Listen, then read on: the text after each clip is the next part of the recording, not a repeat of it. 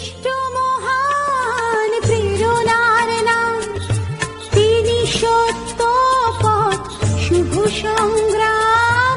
সৃষ্ট মহান প্রেরণার নাম, তিনি সত্য পথ শুভ সংগ্রাম।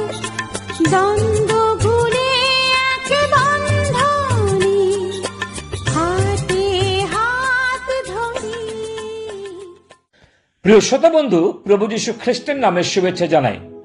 আমরা আলোচনা করছি দোষারোপী মহিলা সম্বন্ধে। এ বিষয়ে আমরা কয়েকটি উদাহরণ দেখেছি, আবারও কয়েকটা উদাহরণ দেখার চেষ্টা করি। আহাবের স্ত্রী ইসেবল। রাজা আহাবের সাথে এলিয়ের দীর্ঘদিনের বিবাদ ছিল, কিন্তু কিছুদিন পর এলিয় বুঝতে পারলেন রাজা আহাব অন্য ব্যক্তির দ্বারা পরিচালিত হচ্ছেন এবং তিনি হলেন ইসেবল। তিনি হলেন এমন ব্যক্তি যে মন্দ আত্মা দ্বারা চালিত হয়ে পর্দার অন্তরালে থেকে লড়াই করছিলেন। নাবত উপলব্ধি করলেন তিনিও ইসেবলের সাথে লড়াই করছেন, তার স্বামী আহাবের সাথে নয়। দ্রাক্ষা ক্ষেত্রের ব্যাপারে ইসেবল জড়িত হওয়ার জন্যই নাবত প্রাণ হারালেন। প্রথম রাজাবলী 21:7 লেখা আছে, তখন তাহার স্ত্রী ইসেবল তাহাকে কহিল, এখন তুমিই না ইসরায়েলের উপরে রাজত্ব করিতেছ? উঠো, আহার করো, তোমার চিত্ত প্রফুল্ল হোক। আমি জিসরায়েলীয় নাবতের দ্রাক্ষা ক্ষেত্র তোমাকে দেব। আহাব একবারও জানতে চাইলেন না যে তা কি করে সম্ভব করবে। ইসেবল তার স্বামীর তরফ থেকে চিঠি লিখে পাঠালেন সেনাদের যে কিভাবে নাবতকে বধ করবে, গোপনে পর্দার আড়ালে একটি প্রাণ কেড়ে নেবে। সত্যি আজও এই ধরনের স্ত্রীরা আছেন যারা স্বামীকে না জানিয়ে কিছু মন্দ কার্যে অংশগ্রহণ করে থাকেন, কিন্তু ভুলেই যান যে ঈশ্বর সবকিছুই দেখছেন। পর্দার অন্তরালে থেকে আহাবকে কৌশলে হস্তচালিত করে তিনি সরাসরি এলিয়কে ভয় দেখালেন। প্রথম রাজাবলী 19:2 তাহাতে ইসেবল এলিয়ের নিকটে দূত পাঠাইয়া কহিল, কল্ল এমন সময় যদি আমি তোমার প্রাণকে তাহাদের একজনের প্রাণের সমান না করি, তবে দেবগণ আমাকে অমুক ও ততোধিক দণ্ড দিও। তবে হ্যাঁ, বর্তমানে মহিলারা রাতারাতি ইসেবল হতে পারেন না। শয়তান ইসেবলের মানসিকতার মহিলাদের ব্যবহার করে যেন ঈশ্বরের অভিষিক্ত দাসদের পতন ঘটাতে পারে।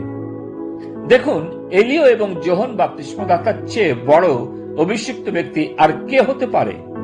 তবুও ইসেবল ও হেরোদের স্ত্রী ঈশ্বরের অভিষিক্ত ব্যক্তির বিরুদ্ধে লড়াই করলেন।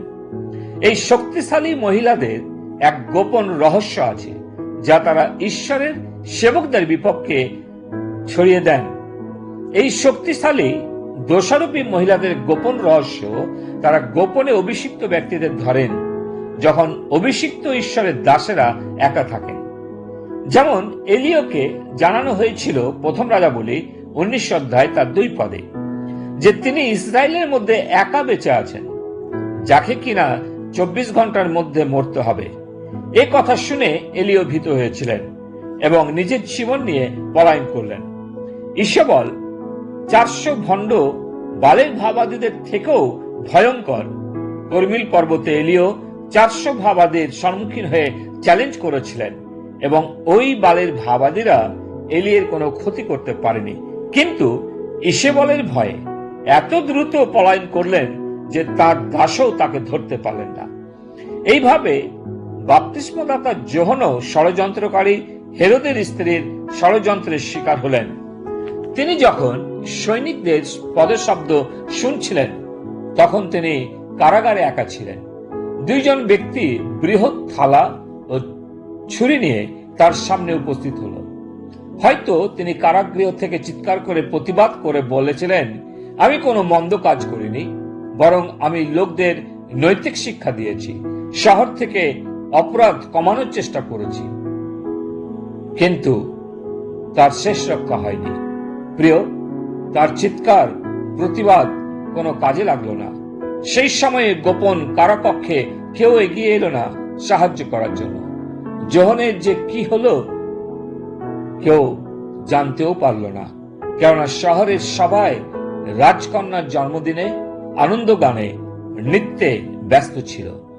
প্রভু যীশু বলেছিলেন, গর্ভজাতদের মধ্যে যোহনের চাইতে বড় কেউ নন। কিন্তু সেই ব্যক্তিকে এক মহিলা গোপনে পরিকল্পনা করে শেষ করে দিলেন, কারণ তিনি সাহসের সাথে পাপ সম্বন্ধে চেতনা দিচ্ছিলেন।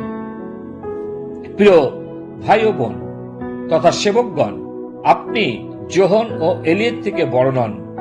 উক্ত ঘটনা আমাদের বুঝতে সাহায্য করে যে মহান ব্যক্তিরা, দোষারোপী ও ভয় প্রদর্শন মহিলারা, যার দ্বারা সেবা কাজে বাধাপ্রাপ্ত হয়েছে, তারা সবাই রক্ষা পায়নি। কিন্তু আমি মনে করি ঈশ্বরের ইচ্ছা আমাদের জীবনে কাজ করে।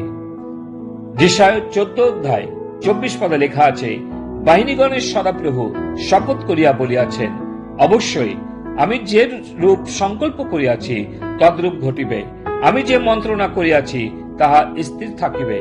অতএব প্রিয়, আসুন আমরা ওই সমস্ত স্ত্রীদের থেকে সাবধান থাকি এবং জীবন্ত ঈশ্বরের হস্তে সমর্পিত হই এবং সমর্পিত থাকি।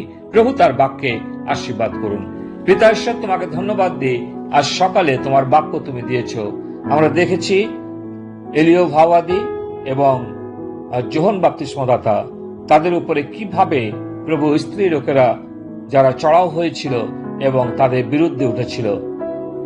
তোমাকে ধন্যবাদ দিই যে এই সমস্ত শিক্ষা তুমি দিয়েছ, যেন আমরা সাবধান হই এবং প্রভু আমরা তোমার কাছে সমর্পিত থাকি। প্রার্থনা প্রভু যিশু নামে চাই, আমেন। দ্বন্দ্ব ভুলে এক বন্ধনে হাতে হাত ধরি, এসো নতুন পৃথিবী গড়ি, এসো নতুন পৃথিবী গড়ি, এসো নতুন পৃথিবী গড়ি, এসো নতুন পৃথিবী